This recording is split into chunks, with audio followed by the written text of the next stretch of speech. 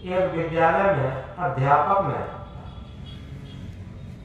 बच्चों से कहा कि बच्चों, ये मानव जीवन बड़े सौभाग्य का होता है, इसमें हर विद्यार्थी को रोज कुछ न कुछ काम करना चाहिए। तो विद्यार्थी ने कहा, जी सर। समर्थन दे दिया विद्यार्थियों ने। कुछ दिनों के बाद अध्यापक ने विद्यार्थियों से पूछा, भाई विद्यार्थियों, आज एक बात बताओ। एक दिन हमने एक बात कही थी कि ये मानव जीवन बड़े सौभाग्य से मिलता है और इसमें रोज कुछ न कुछ परमार्थ करना चाहिए। कोई विद्यार्थी ऐसे हैं जिन्होंने कुछ परमार्थ के कार्य किए हों? तो एक विद्यार्थी खड़ा हुआ कि सर, मैंने एक परमार्थ का काम किया। तो अध्यापक ने पूछा, बेटा तुमने कौन सा परमार्थ का काम किया? विद्यार्थी ने कहा, सर मैंने एक बुढ़िया को सड़क पार करवाई। अध्यापक ने कहा, धन्यवाद, बहुत अच्छे। अध्यापक ने फिर पूछा कि भाई और कोई विद्यार्थी है जिसने परमार्थ का काम किया हो? एक विद्यार्थी फिर खड़ा हुआ, उसने कहा, सर मैंने भी परमार्थ का काम किया। अध्यापक ने पूछा कि बेटा तुमने कौन सा परमार्थ का काम किया? कि सर मैंने भी एक बुढ़िया को सड़क पार करवाई। अध्यापक ने मन में सोचा, चलो इसे भी कई बुरी मां मिल गई होगी। फिर अध्यापक ने कहा कि भाई और कोई विद्यार्थी जिसने कोई परमार्थ का काम किया हो? तो एक विद्यार्थी फिर उठ खड़ा हुआ कि सर मैंने भी परमार्थ का काम किया। अध्यापक ने पूछा, तुमने कौन सा परमार्थ का काम किया? कि सर मैंने भी एक बुढ़िया को सड़क पार करवाई। अब अध्यापक को डाउट हो गया, संदेह हो गया। उसने कहा, क्या तुम लोगों को अलग अलग 3 बुढ़िया एक ही दिन में मिल गई? अब वो बच्चे सब उठ खड़े हुए, कहे, नहीं सर, वो बुढ़िया सड़क पार करना ही नहीं चाहती थी, हम लोगों ने जबरदस्ती और घसीट कर उसे सड़क पार करवाया। और यही कथा यहाँ की है। ये एक विद्यालय है, संत गुरु एक अध्यापक होते हैं और शिक्षार्थी ये भक्त लोग होते हैं। कहा जाता है कि कुछ न कुछ भजन ध्यान करना चाहिए, कुछ न कुछ भक्ति करना चाहिए। सभी लोग कहते हैं जी सर। जब पूछते हैं तो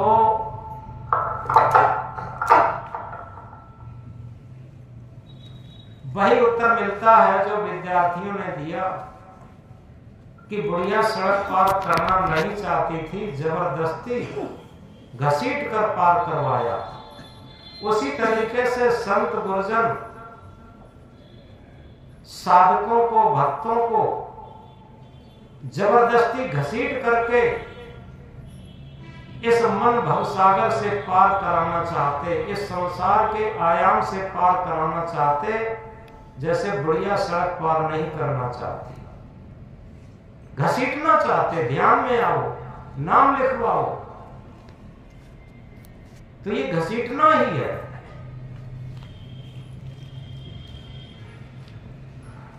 मूल बात पर आए।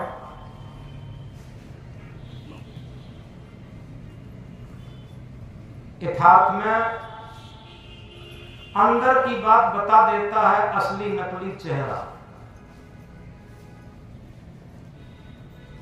बहुत महत्वपूर्ण बात है कि हमारा चेहरा आंतरिक चेहरे को वर्णन कर देता है।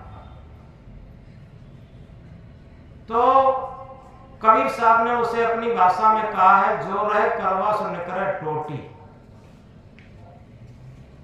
करवा सबने देखा होगा, ये मिट्टी का बना हुआ करवा होता है, छोटी सी हड़िया मलैया, और उसमें एक टोटी लगी होती है। उसमें अगर शराब भरी है तो शराब निकलेगी, उसमें दूध भरा है तो दूध निकलेगा,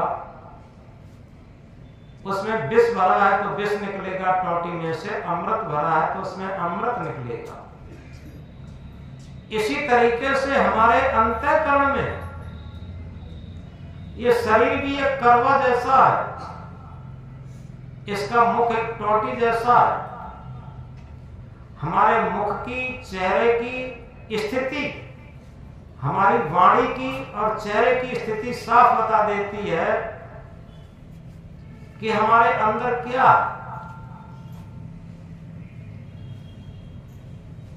तो इस प्रकार जिस तरफ से हमारी मायूसी रहती है उस क्षेत्र में हमारी कभी सफलता नहीं मिलती। यथार्थ में इस बात को हम बड़ी गहराई से समझें।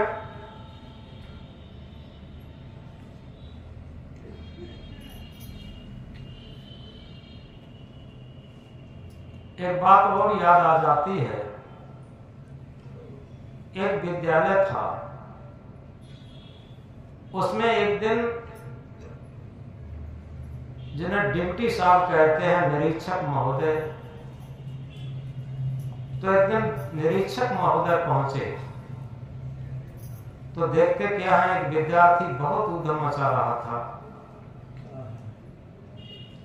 तो निरीक्षक महोदय ने जाते ही उस विद्यार्थी को पकड़कर ले गए और जहां हेडमास्टर का कमरा था उधर की तरफ, और ये कहा कि मास्टर साहब, इस लड़के का जल्दी से नाम काटो, क्योंकि लड़का न तो स्वयं पढ़ता है न किसी को पढ़ने देता है, और ये विद्यालय में उधम काट रहा। अब वो लड़का क्या कहता है कि सर, आप मेरा नाम काट ही नहीं पाएंगे। अब तो निरीक्षक महोदय और चक्कर में, ये तो अकड़ता चला जा रहा है।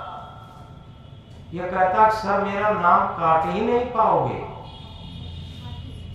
तो निरीक्षक महोदय ने पूछा, तुम्हारा नाम क्यों नहीं काट पाएंगे? उसने कहा कि सर, मेरा नाम लिखा ही नहीं है जो काट पाएंगे। मेरा नाम तो तब काट पाते जब लिखा होता। अब निरीक्षक महोदय की आंखें और चढ़ गईं।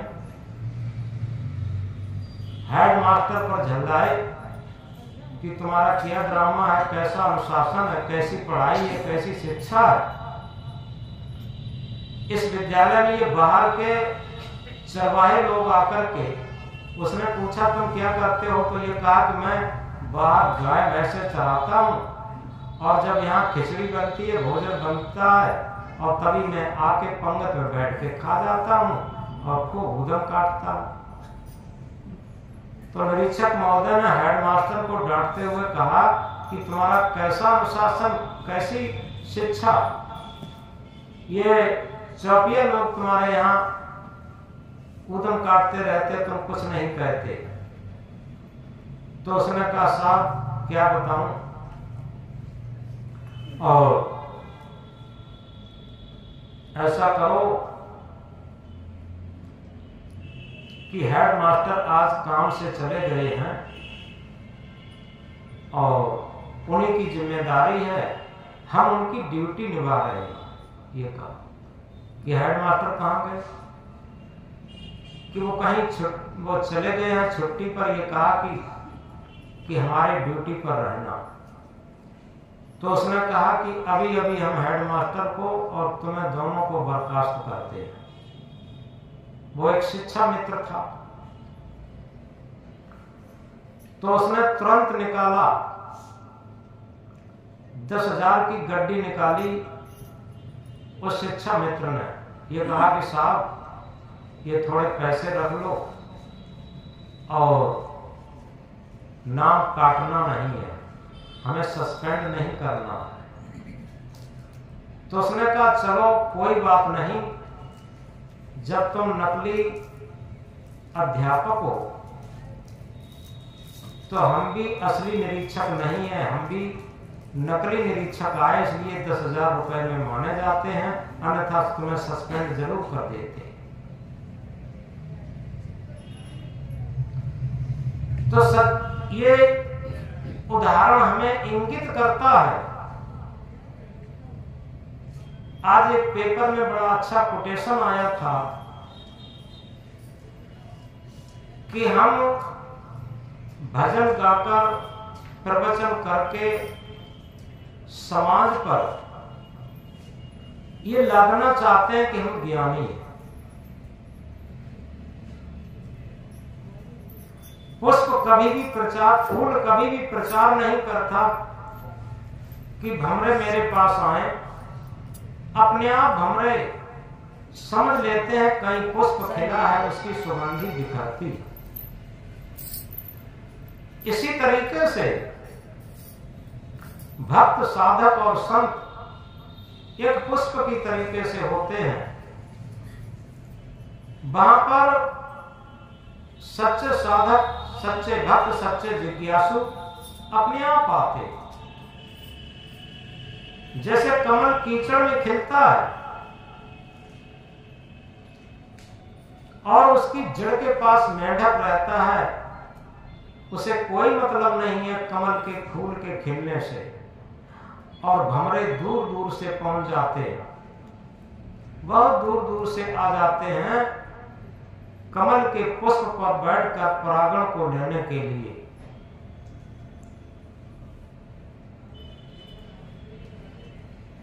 इसलिए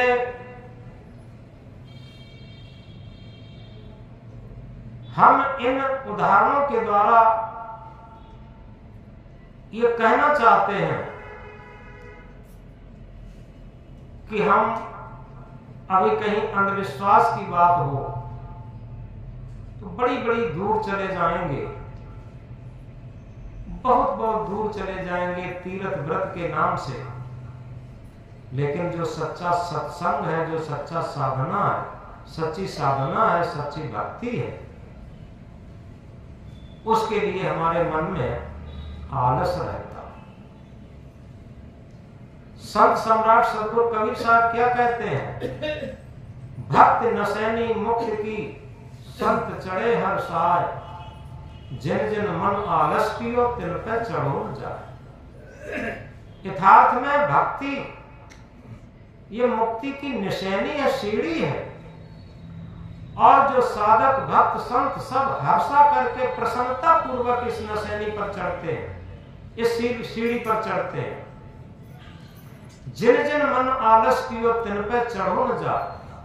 जिन लोगों ने अपने मन में आलस किया वो नहीं चढ़ पाएंगे किसी प्रकार, क्योंकि ये अंदर की बात है।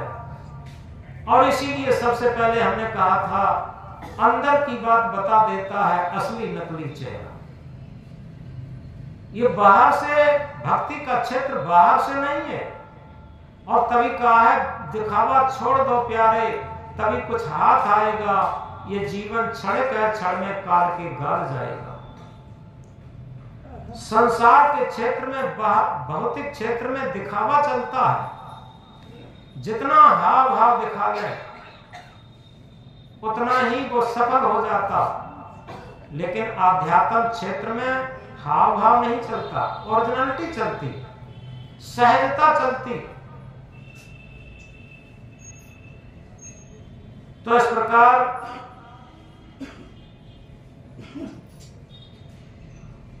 जीवन की सच्चाई को समझने के लिए अपने हृदय को धर्म कांटे पर अपने मन को तोड़ना शुरू करें।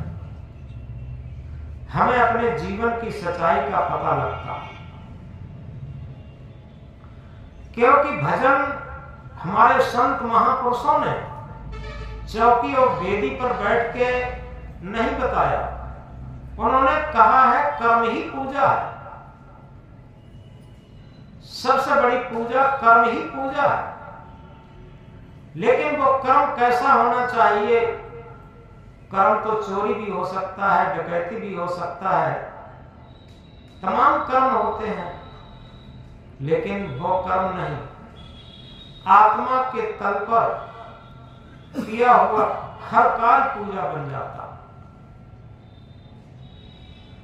आत्मा के तल पर किया हुआ विचार एक सद्ज्ञान बन जाता। इसलिए हमारा जितना भी ज्ञान है वो हमारे व्यवहार में उतरना चाहिए। जब हमारा ज्ञान हमारे स्वयं आचरण में और व्यवहार में उतरने लगता है तो निश्चित है हमारा जीवन व्यवहार काल में भी एक दिव्य बनता हुआ और निरंतर भजन से जुड़ जाता। सदगुरु कबीर साहब ने एक महामंत्र में कहा है, भजन निरंतर से मन लागा मलिन वासना त्यागी। उठत बैठत कबू न छूटे ऐसी तारी लागी। भजन निरंतर से मन लागा मलिन वासना त्यागी। उठत बैठत कबू न छूटे ऐसी तारी लागी। ऐसा भजन, ऐसा ध्यान, ऐसी साधना जो उठते बैठते छूट न सके, इसीलिए तो कर्म पूजा है। तो भजन निरंतर से मन लागा मलिन वासना त्यागी। अब समझना यह है कि निरंतर भजन कौन सा है।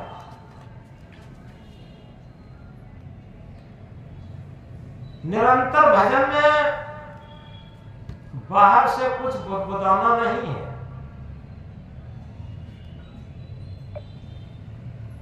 निरंतर भजन हमारे अंतरात्मा की आवाज है। जैसे कबीर साहब ने अपनी भाषा में कहा, माला जपून तप करूं, माला जपून तप करूं, मुख से कहूं राम, हर मेरा सुमिरन करें मैं पाऊं विश्राम। बाहर की जो दिखावे की माला है, कबीर साहब ने उसे कई तरीके से कहा। माला तो कर में फिरे जीव फिरे मुख माए, मनुआ तो 24 फिरे ये सुमिरन है ना। हमारा मन चारों तरफ दौड़ रहा है, जिभ्या खूब मुख में टपाटप चल रही है और मन दौड़ रहा है, ये सुमिरन नहीं है।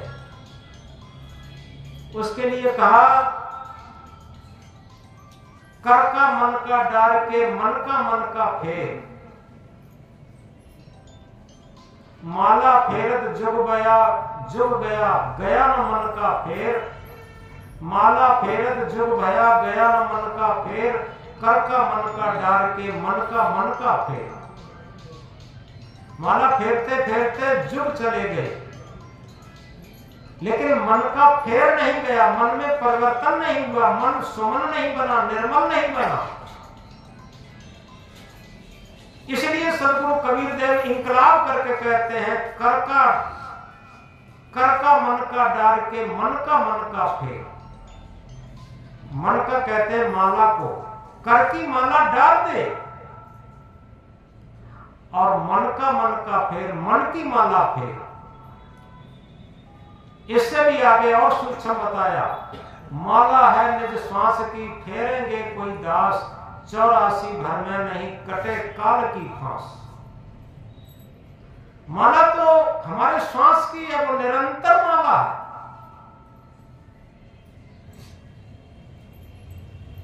जो अभी हमने कहा था, भजन निरंतर से मन लागा मलिन वासना त्यागी, ये निरंतर भजन है जो श्वास की माला घुमाना जानते हैं। तो माला है निज श्वास की, फेरेंगे कोई दास, 84 भर में नहीं कटे काल की फांस। आपने देखा होगा, जब मन में कोई काम हो, क्रोध हो, लोभ हो, मोह हो, अहंकार हो, राग हो, द्वेष हो, छल हो, कपट हो, बेईमानी हो, धूर्ताई हो, ठगाई हो, भय हो, ये सारे विकार जब मन में होते तो श्वास की गति बढ़ी हुई होती, स्वाभाविक श्वास नहीं रहती, बढ़ जाती। और जब अकाम की स्थिति हो, अक्रोध की स्थिति हो, निर्लोभ की स्थिति हो, निर्मोह की स्थिति हो, निरंकार की स्थिति हो, तो सहज श्वास होती। श्वास में बिल्कुल समरसता होती, पावन श्वास होती, पवित्र श्वास होती। और जितनी हमारी श्वास पावन होगी, पवित्र होगी, उतना ही हमारा मन भी पवित्र होगा। मन का और श्वास का बहुत गहरा संबंध है। आप इस बात को गहराई से समझ लें, क्योंकि ये ध्यान से पहले की भूमिका है। आप नित्य प्रयोग करते हैं, अचानक कोई खबर आ गई,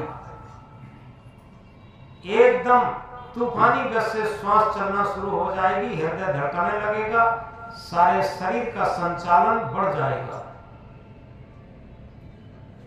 क्योंकि मन से संबंध है। और इसीलिए सारा भजन, सारी भक्ति, सारा ध्यान, सारा सत्संग ये केवल मन बदलने के लिए। और मन तभी बदल सकता है जब हम श्वास की माला घुमाना जानते हैं।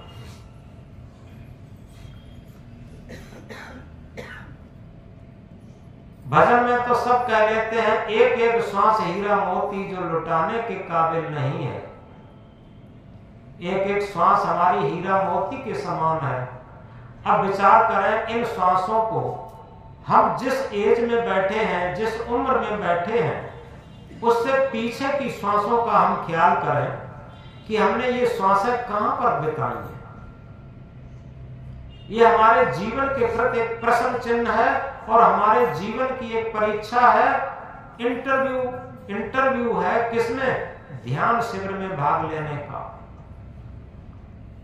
जैसे कोई किसी भी कंपटीशन में बैठने के लिए, प्रतियोगिता में बैठने के लिए, उससे पहले एक टेस्ट होता। तो हम अपना ये टेस्ट समझें कि हम पिछली श्वासों को अगर देख करके जीवन की, अपने जीवन का कच्चा चिट्ठा मेरे सामने होगा, अगर उसे हृदय के तराजू पर हम तौलेंगे तो हमारे जीवन की रहनी कहनी का, हमारे जीवन के संस्कारों का और हमारे जीवन की गंदगी का, कुविचारों का एक कच्चा चिट्ठा हमारे सामने उपस्थित हो जाएगा।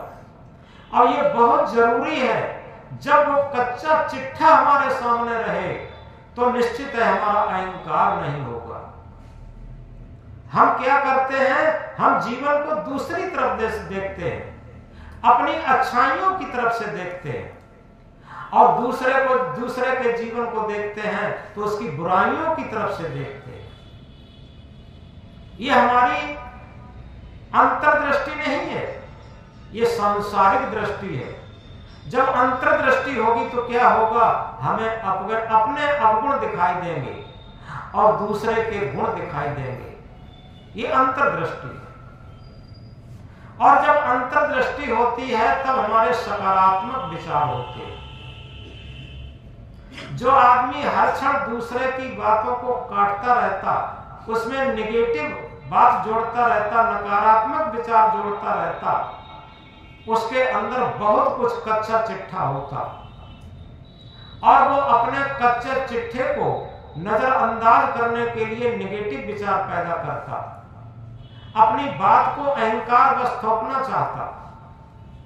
जिसका सहज जीवन होगा वो सकारात्मक विचारों की ऊर्जा से भरा होगा और उसके अंदर ये होगा, चलो ये हमारे बराबर नहीं है, कोई बात नहीं, लेकिन हो सकता है इनके अंदर ऐसे भी गुण हो जो वो हमारे अंदर गुण ना हो। ये अपने आप आ जाता। तो जब अपने अवगुण और दूसरे के गुणों की देखने की दृष्टि आती है, इसे समता की दृष्टि से कहते हैं। और जब अपने गुणों और दूसरे के अवगुणों की दृष्टि आती है, इसे हम विषमता की दृष्टि कहते हैं।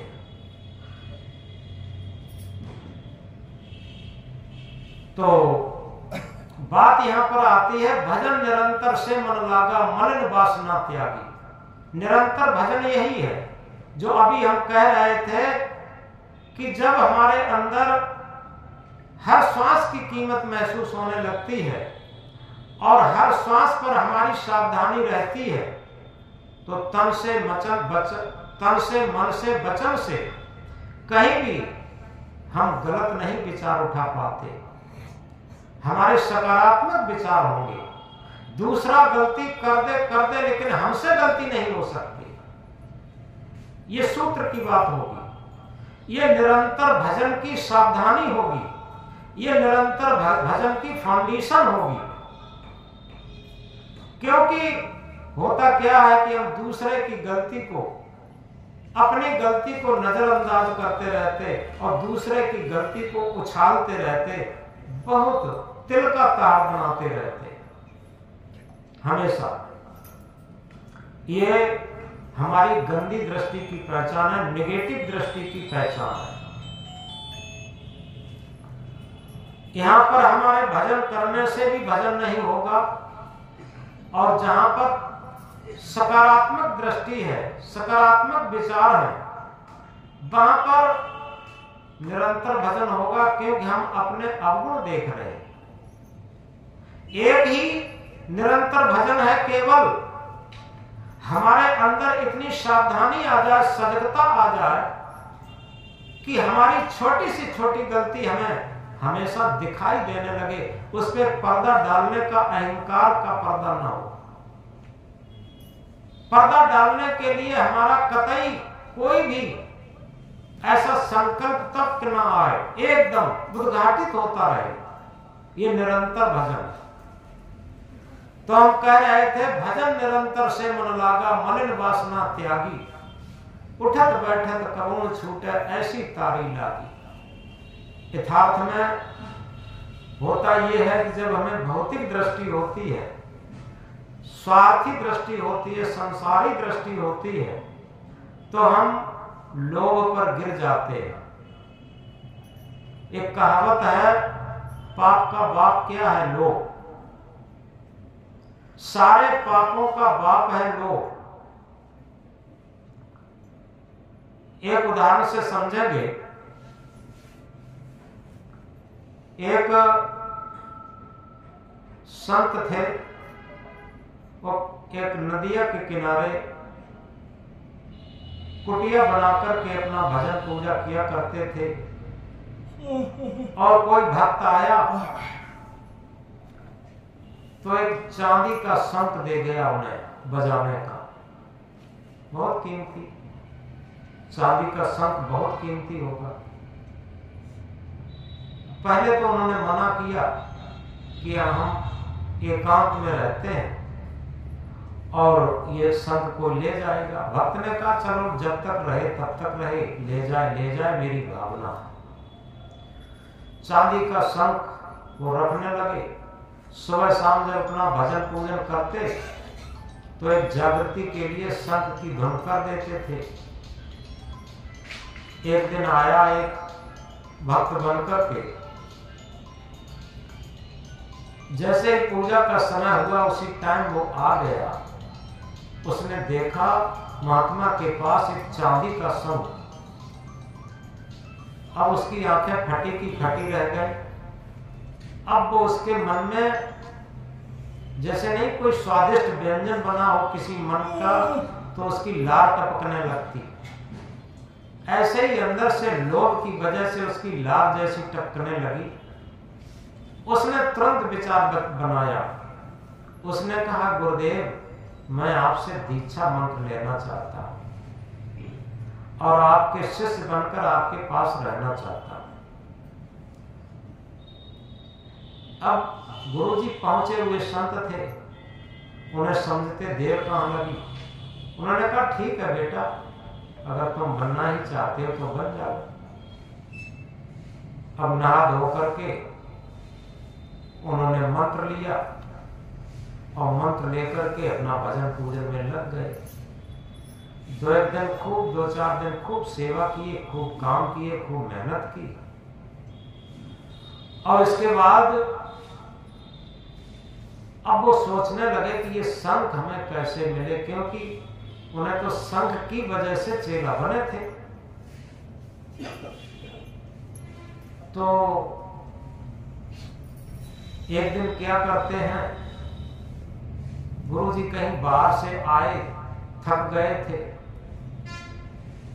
और कुछ प्रसाद भी लाए, चेला को दिया और ये कहा कि अब ऐसा है कि हम थके हुए हैं, हम तो सो रहे हैं, अब तुम अपने जब सो तब सो जाना। अब गुरुजी तो तुरंत सो गए। चेला ने क्या काम किया, गुरुजी की झोली टटोली शंख निकालने के लिए, लेकिन झोली में शंख नहीं मिला। पूजा पाठ करके शंख उसी में रख लिया था, अपनी झोली में पूजा पाठ करके और शंख रख लिया था। और जब चेला राम ने रात में जैसे ही गुरुजी सो गए और चेला भी अपना बनावटी सो गए, इसके बाद चेला जगे और गुरुजी की झोली में से शंख ढूंढने लगे, शंख नहीं मिला और बड़े परेशान, सोचते रहे कहां गया शंख। बाद में फिर सो गए। सुबह जब जगे, नहाए धोए और नहा धोकर के जब पूजा की तो वही शंख उन्होंने अपनी ही झोली में से निकाल करके शंख ध्वनि की। अब चेला बहुत आश्चर्यचकित कि हम रात में ढूंढते रहे, गुरुजी की झोली में शंख मिला नहीं, और सुबह को गुरुजी ने जब पूजा पाठ किया तो अपनी उनकी ही झोली में निकला। 3 दिन हो गए ये बात करते करते। चेला बनावटी सो जाए शाम को और गुरुजी बाद में सो जाए, और जब गुरुजी सो जाए तो गुरुजी की झोली टटोले और उसमें शंख मिले ना, और सुबह को नहा धो करके जब पूजा पाठ करें तो गुरुजी की झोली में से गुरुजी शंख निकाले। अब 3 दिन के बाद वो गुरुजी के चरणों पर गिर पड़ा तो ये कहा कि महाराज माफ करें, आपको मैं समझ नहीं पाया, और आपको एक बात बताएं कि हाँ बताओ, कि हम आपके चेला नहीं बने थे। गुरुजी ने आगे की बात स्वयं कह दी। गुरुजी ने कहा हम समझ गए तुम शंख के चेला बने थे, हमारे चेला थोड़ी बने थे। हम तो उसी दिन समझ गए जिस दिन तुमने मंत्र लिया था, तुम शंख के चेला बने थे, हम समझ गए। अब वो और सच्चाया, लेकिन फिर भी बात अपनी पूरी की।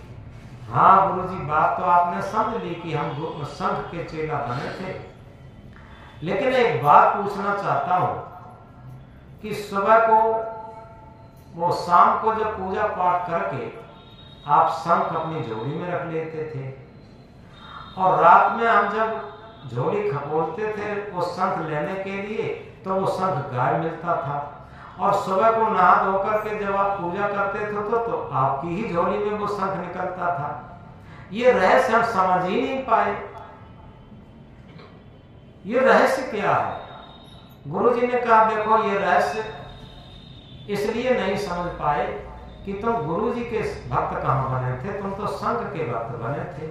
अगर गुरुजी के भक्त बने हो तो समझ लेते, लेकिन अब तुम्हें समझाएं। जिस दिन तुमने मंत्र लिया था उसी दिन हमने समझ लिया था ये शंख के चेला बने हैं, हमारे चेला नहीं बने। इसलिए हम क्या करते थे कि रात में जैसे ही तुम बनावटी सोते थे शाम को, और हम क्या करते थे शंख निकाल करके चुपचाप तुम्हारी झोली में रख देते थे, और सुबह जैसे ही जगते थे तो तुम्हारी झोली में से निकाल करके अपनी झोली में कर लेते थे, और रात भर तुम हमारी झोली टटोलते रहते थे। और उन्होंने कहा इसी तरीके से जैसे तुम हमारी झोली टटोलते रहते थे, अपनी झोली कभी टटोली नहीं, ऐसे ही दुनिया का हाल है। अपनी झोली कभी नहीं टटोलता, वो दूसरे की झोली टटोलता। दूसरे के जीवन को टटोलता, उनके अंदर क्या कमी है, वो क्या खाते हैं, क्या पीते हैं, कैसे रहते हैं, इतने वो खुशहाल क्यों हैं, इतना उनका मान सम्मान क्यों है, लोग उन्हें इतना क्यों पूछते हैं। जीवन भर दूसरे की झोली टटोलने में जीवन निकाल देते। अरे अपनी झोली टटोए होते तो माला माल हो गए होते। और इसी तरीके से इस सिद्धांत की बात है कि हम सच्चे गुरु के भक्त बने। सच्चे गुरु के भक्त क्या है? अपनी आत्मा रूपी गुरु के भक्त बने। सबसे बड़ी बात ये है, जब हम अपनी आत्मा रूपी गुरु के भक्त बन गए तो संत गुरु के भी भक्त बन गए। और जब अपने ही आत्मा के हम भक्त नहीं बन पाए तो संत गुरु के कभी भक्त बन ही नहीं पाएंगे। ये निश्चित बात समझो। जो अपनी ही आत्मा की अवहेलना करके अपना जीवन खो रहा है, अपनी श्वासें खो रहा है, तो वो संत गुरु का भक्त कब बना? बना ही नहीं। कहीं न कहीं कोई स्वार्थ का भक्त बना, कहीं न कोई स्वार्थ जरूर होगा, मान का, सम्मान का, किसी न किसी तरीके का। तो इस तरीके से हम इस बात को गहराई से याद रखें कि जब हम अपनी झोली टटोलेंगे तो हम माला माल भी हो जाएंगे। और दूसरी बात है, निरंतर भजन से जुड़ जाएंगे। क्योंकि अपनी झोली टटोलना क्या है? अपना अंतःकरण टटोलना। जब अपना अंतःकरण हम देखना शुरू कर देंगे, हमारी दृष्टि अंतर्दृष्टि हो जाएगी, तब क्या है? हमारे विकार दिखाई देंगे, हमारा अज्ञान दिखाई देगा। और निरंतर अपने विकारों को, अपने कुविचारों को, अपनी गंदगी को देखता रहता है, निश्चित है वो निकालने का प्रयत्न करता। इसीलिए हम ज्ञानी और अज्ञानी की परिभाषा भी दूसरे तरीके से करते हैं। ज्ञानी वो नहीं है जिसने वेद शास्त्र, उपनिषद, गीता, रामायण, भागवत, बीजक सब रट लिया है, बहुत अच्छा भजन गायक है, कलाकार है, बहुत अच्छा प्रवचन है, प्रवचन कर लेता। वो ऐसा ज्ञानी नहीं है। ज्ञानी वो है जो निरंतर अपने अवगुणों को, अपनी गलतियों को देख देख करके निकालने का प्रयत्न करता, वो ज्ञानी। और जो वाक्पटुता से, वाक चातुर्यता से, पद की प्रतिष्ठा से, धन दौलत की गरिमा से अपने अवगुणों को ढांकने का प्रयास करता, वो अज्ञानी। ये ज्ञानी अज्ञानी की परिभाषा है। तो इसलिए हम अपने जीवन में इस बात को बहुत गहराई से समझें कि भजन और ध्यान ये किया नहीं जा सकता, ये होते हैं अपने आप सहज में। क्योंकि जितना हमारा जीवन बनावट, मिलावट, दिखावट से अलग होकर के सहज होता चला जाए, हमें क्या लगता है कि लोग हमें किसी तरीके से सम्मान दें, लोग हमें माने, ऊंचा संत माने, ऊंचा भक्त माने। ये मन की ललक हमारे जीवन की बहुत बड़ी हानि है। ऐसे ऐसे महापुरुष पड़े हैं जिन्हें दुनिया में कोई नहीं जानता, लेकिन बहुत ऊंचे महापुरुष हैं।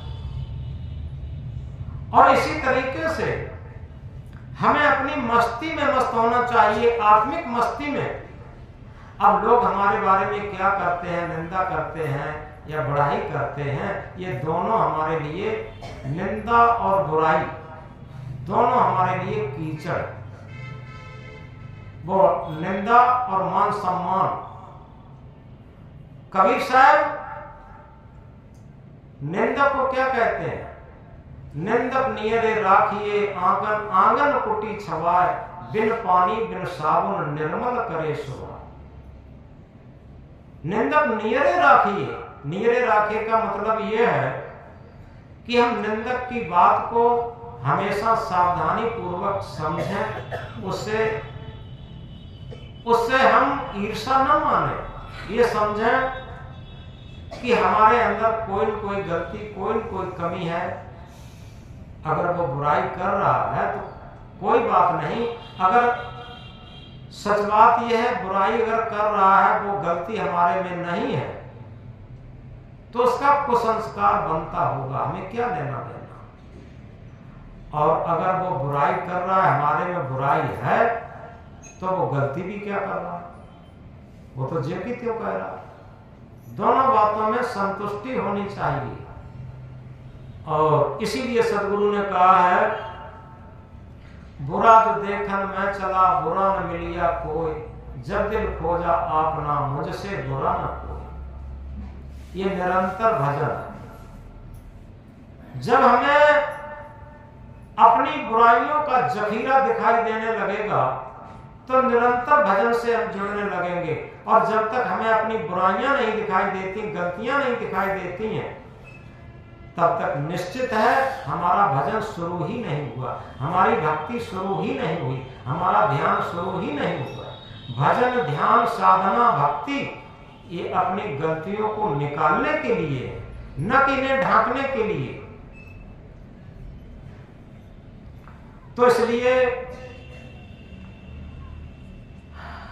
आगे जो ध्यान शिविर आ रहा है उसका सबसे पहला सूत्र है, सादा खाओ सादा पहनो, आफत न सिर पर आएगी, 4 दिन की जिंदगी आराम से कट जाएगी। यथार्थ में अगर हमारे जीवन में ये सूत्र फिट हो गया तो हमारा सहज जीवन होगा।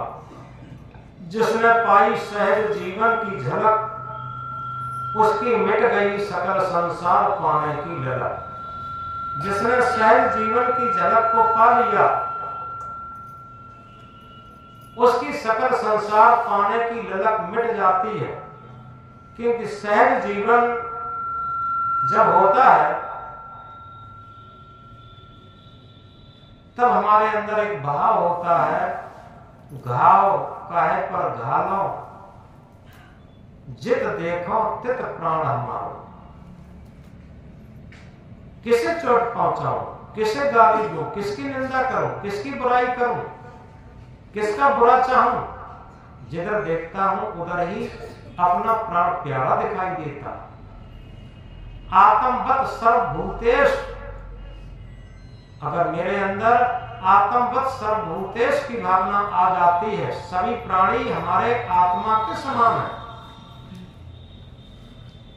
तो निश्चित है हमारा निरंतर भजन से नाता जुड़ गया, संपर्क हो गया। और लेकिन कहां हो पाता? हमें क्या लगता है कि हमें सुख कहां मिलेगा, हमें शांति कहां मिलेगी, हमें सम्मान कहां मिलेगा।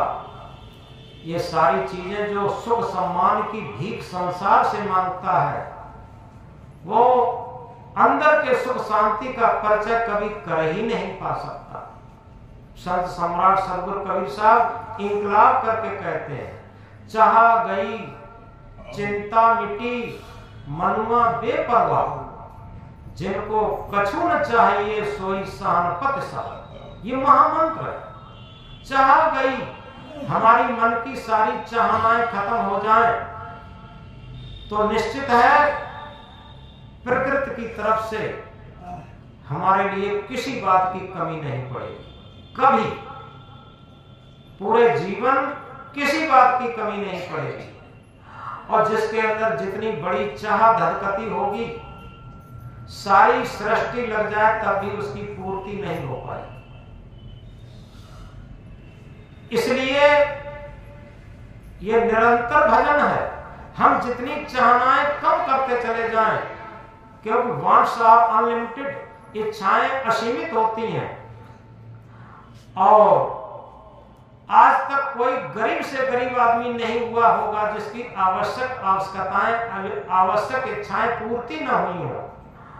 और दुनिया का कोई विश्वपति भी ऐसा नहीं हुआ होगा जिसकी सारी इच्छाएं पूर्ति हो गई। कोई भी नहीं हुआ इतिहास के अंदर। इसलिए सबसे बड़ी बात यह है कि हम अगर सुखी जीवन चाहते हैं, शांत जीवन चाहते हैं, तो उसका एक ही यूनिवर्सल और सार्वभौमिक उपाय है कि हमारी चाहनाएं जितनी कम होती चली जाए, इच्छाएं कम होती चली जाए, उतना हम अंदर से सुखी और संतुष्ट होते चले जाएंगे अपने आप। चाह गई चिंता मिटी मनुआ बेपरवाह। मन हमारा बेपरवाह किसे कहते हैं? बेपरवाह ये नहीं कर्तव्यनिष्ठ ना हो, संसार की तरफ से बेपरवाह होगा, सांसारिकता की तरफ से बेपरवाह होगा, वासनाओं की तरफ, इच्छाओं की तरफ, तृष्णाओं की तरफ से बेपरवाह होगा।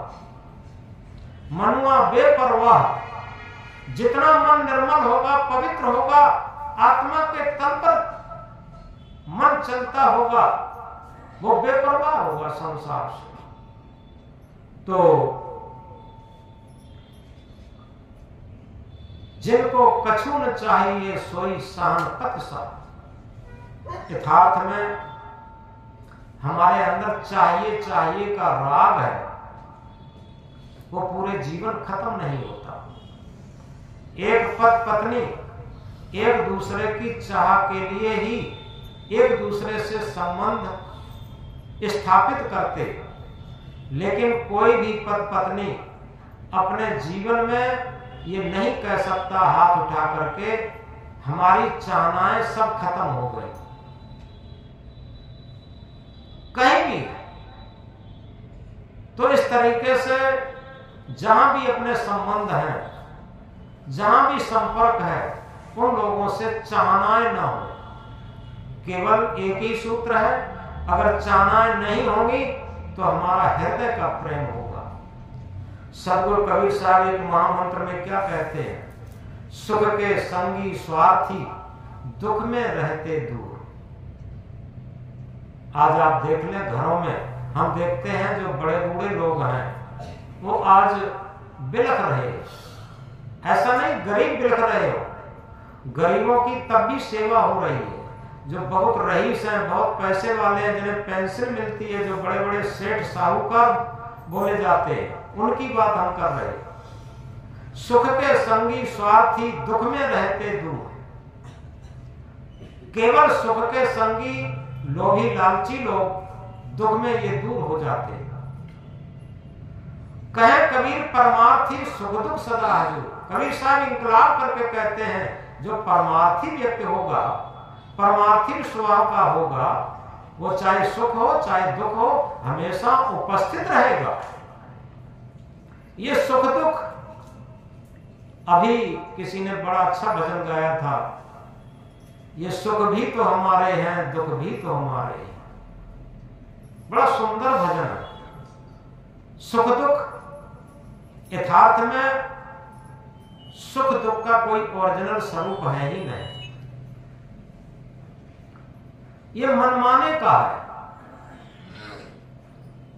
कई लोगों को मैंने देखा, जब तक उनके लड़के की शादी नहीं हुई है, कहते गुरुजी क्या करें, हमारे लड़के के कई साथी लड़के थे, उनकी शादियां हो गई और हमारे लड़के की शादी ही नहीं हो रही है।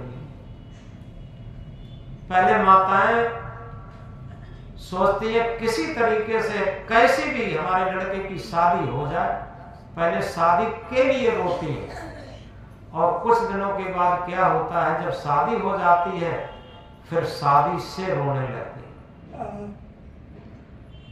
कुछ दिनों तक जब कोई बच्चा नहीं होता तो बच्चे के लिए रोती हैं, और धीरे धीरे जब बच्चा बड़ा हो जाता, उसकी शादी हो जाती, जब बात नहीं मानते फिर बच्चों से रोना शुरू हो जाता। अब बताओ सुख दुख का कौन सा स्वरूप है? सुख दुख का कोई ओरिजिनल स्वरूप है नहीं, अपने मन माने का है। इसलिए सुख दुख, सदगुरु कबीर साहब क्या कहते हैं, सुख के माथे सिल पड़े नाम हृदय से जाए, बलिहारी व दुख की पल पल नाम रटाए। सुख दुख से कोई परे परम पद, जो पद है सुखदायी। सुख और दुख से एक परे परम पद है। परम पद क्या है? उसमें सुख भी छोटा हो जाता और दुख भी छोटा हो जाता। वो ऐसा सुखदायी पद है, शांत पद, जिसे आत्म पद कहते हैं। ये आत्म पद ऐसा सुखदायी और शांत पद है, यहाँ सुख भी छोटा हो जाता, दुख भी छोटा हो जाता, ये कुछ रहते ही नहीं। सुख दुख से कोई परे परम पद, सो पद है सुखदायी। यथार्थ में सुख दुख ये मन का झमेला, कई बार हम दोहराते हैं, एक बीड़ी पीने वाले को अगर बंडल माचिस डाल दी जाए तो सुखी हो जाता, और एक जो बीड़ी नहीं पीता उसके सामने अगर बीड़ी सुलगा ली तो वो दुखी हो जाता। बताओ, एक शराब जो पीता उसके सामने एक गिलास रख दिया जाए, पानी रख दिया जाए, गिलास एक पाउच रख दिया जाए तो वो अंदर से नाचने लगेगा खुशी की वजह, सुख की वजह से। और एक आदमी के सामने अगर पाउच दिखा दिया जाए वो तो हो सकता है उठ के चल दे। अब बताओ कौन सा ओरिजिनल स्वरूप है? बड़े बड़े राजा महाराजा, बुद्ध, महावीर स्वामी, राजा भर्तहरि, राजा गोपीचंद और इसके साथ ये मीरा राजरानी, अगर ये धन में वैभव में ही सब सुख था तो ये क्यों छोड़ दी? ये भक्ति में क्यों आए? तो इस तरीके से सबसे बड़ी बात उन लोगों को पता लग गया था, क्योंकि एक अंतिम पॉइंट होता है हर चीज का। सुख का अंतिम पॉइंट तब समझ में आता है जब हमारे अंदर विवेक दृष्टि हो। क्योंकि जैसे जन्म का कारण मृत्यु है, मृत्यु ना हो तो जन्म कैसे होगा? बताओ, इस बात को बहुत गहराई से समझे।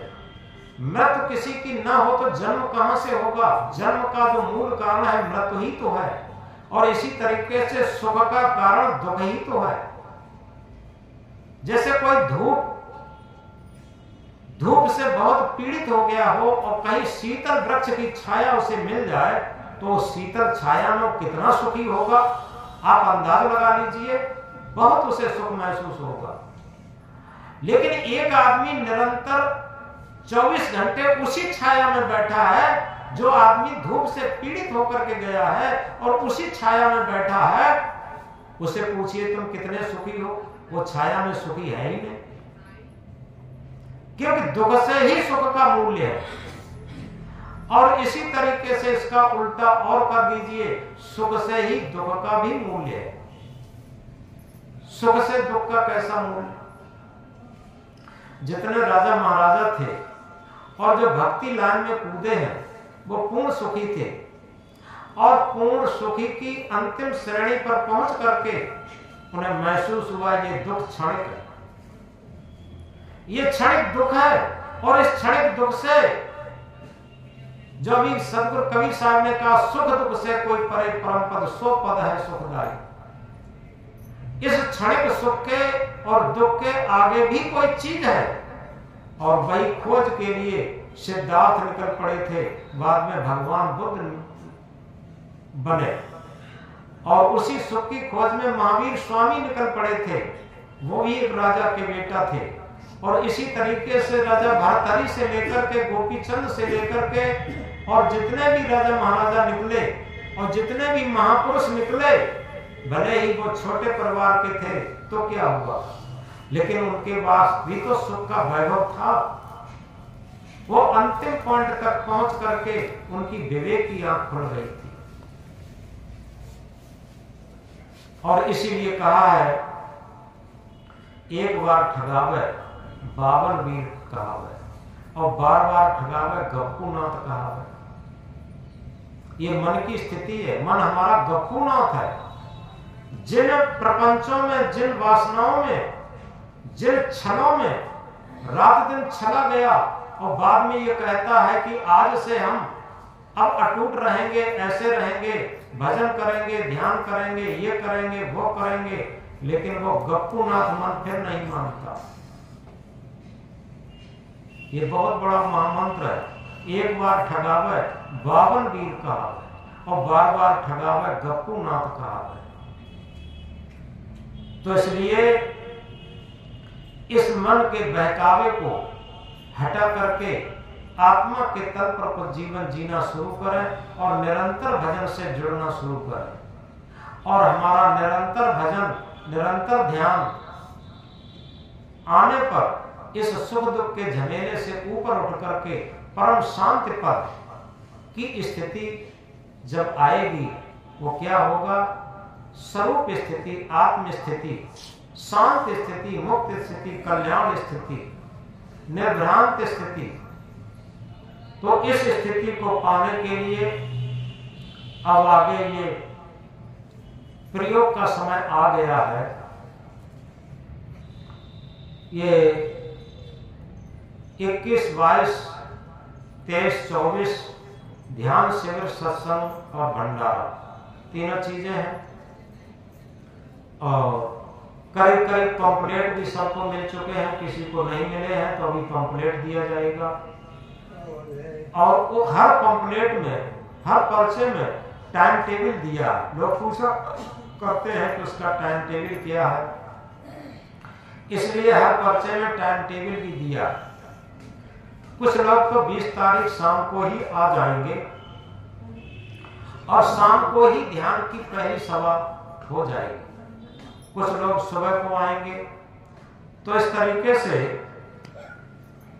अब ध्यान शिविर की तैयारी करें और उस तरीके से करें जैसे जब विद्यार्थी परीक्षा का समय आता है कि उसे किसी नौकरी में जाना, और आप लोगों को नौकरी, उन लोगों को नौकरी में जाने के लिए क्या मिलता है? धन दौलत मिलती है। एक छोटी सी बात बता करके बात बंद करते हैं। एक लड़के ने प्रश्न किया कि गुरुजी एक बात बताओ, हम लोग खेती करते हैं, अन्न मिलता है, धन मिलता है, व्यापार करते हैं, धन मिलता है, नौकरी करते हैं, धन मिलता है, लेकिन सत्संग और भजन ध्यान से क्या मिलता? तो सबसे बड़ी बात यह है, यह प्रश्न सबके मन में आता है। अभी कोटा पर भी, कोटा जब बढ़ता है तो लाइन टूटती नहीं है शाम तक, कि उसमें कुछ मिलता दिखाई देता।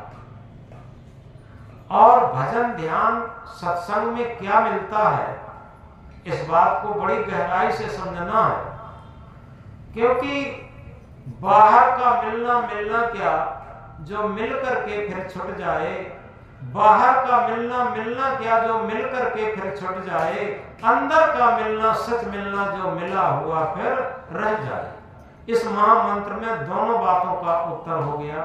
बाहर से हम मिलने को तो मिलना मानते हैं, लेकिन वो मिलना नहीं, वो सब छूटना है। कौन सी चीज नहीं छूटी?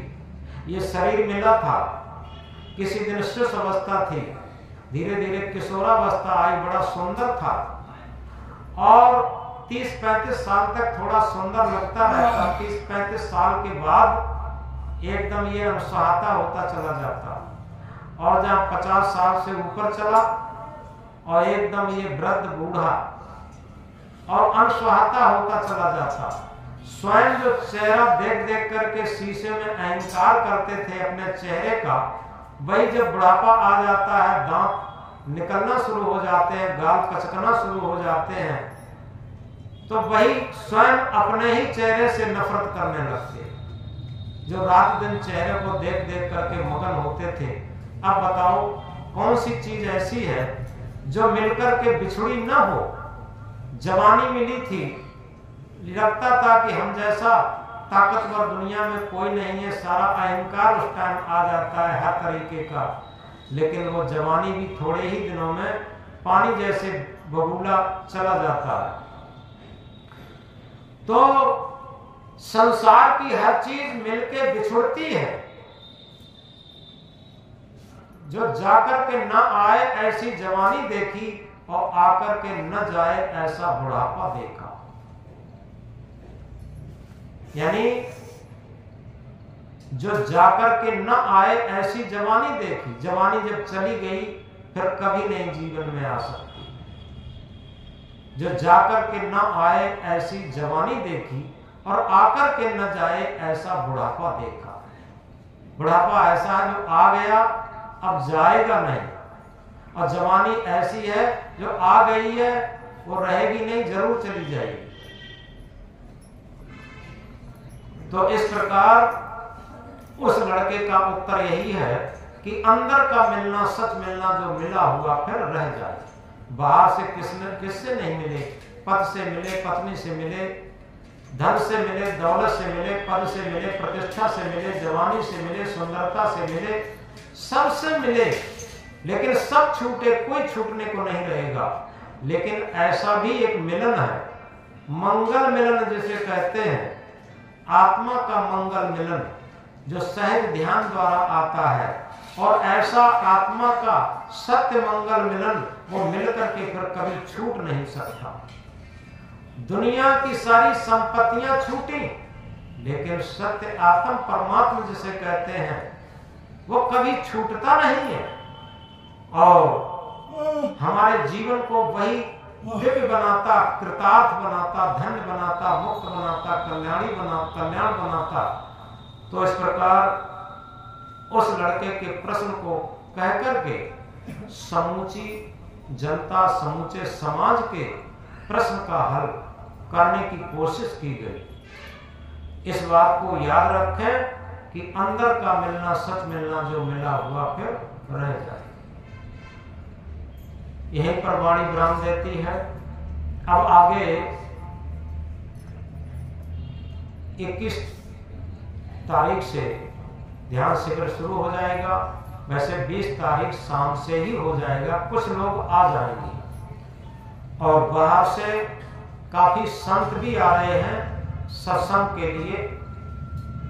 इस प्रकार सभी लोग पूर्ण तैयारी के साथ, क्योंकि छोटी मोटी यात्रा में जाते हैं, छोटी मोटी मंजिल में जाते हैं, काफी तैयारी करते हैं, लेकिन जो सत्य की मंजिल है, आंतरिक मंजिल है, आत्म परमात्मा की मंजिल है, उस तरफ जाने के लिए हम कितनी तैयारी करते हैं, कितनी जागरूकता हमारे अंदर, कितनी लगन है, कितना उत्साह, कितनी उमंग है, ये बात सब समझनी है। और इसी के साथ आप लोग आए और ध्यान शिविर में भाग लें और जो भी नाम लिखाना चाहें आज रजिस्टर में लिखा दें। बाद बाकी यहाँ पर आवासीय ध्यान शिविर रहेगा। 2-3 दिन के लिए समाज, परिवार सबसे संबंध कट करके, जैसे रात्रि में सो जाते हैं तो पता नहीं रहता कि हम कहाँ हैं, कहाँ परिवार है, कहाँ क्या है, सबसे संबंध कट हो जाता। ऐसे ही इस आश्रम में जब ध्यान कक्ष ये बनाया जाएगा, उसमें आप ये समझ के चलिए कि हम ही हमारे, ना हम किसी के, न कोई हमारा, और हम ही हमारे हैं। हमसे मतलब हमारी आत्मा से। यहाँ पर अपने आप से, जैसे कहा है, जानो अपने आप को, खोजो अपने आप, अपने को जाने बिना मिटे नहीं संता। दुनिया को हमने जान लिया, लेकिन क्या अपने आप को भी जान लिया? क्या अपने आप में स्थित होना जान लिया? अपने आप का साक्षात्कार करना जान लिया? ये सारी चीजें यहाँ ध्यान शिविर में बताई जाएंगी। और इसी के साथ ये बताया जाएगा कि मन क्या है, एकाग्र कैसे हो, और मन संकल्प शून्य कैसे हो, और मन के आयाम से पार सत्य आत्म परमात्मा की स्थिति में कैसे पहुंचा जाए। ये सारी चीजें बताई जाएंगी प्रयोगात्मक ढंग से। अभी जिन लोगों को पर्चे नहीं मिले हैं उनको पर्चे दिए जाएंगे, और जिन लोगों को नाम लिखाना है वो नाम लिखाएंगे। अभी प्रसाद बटेगा। बोलो सदगुरु कबीर साहब की।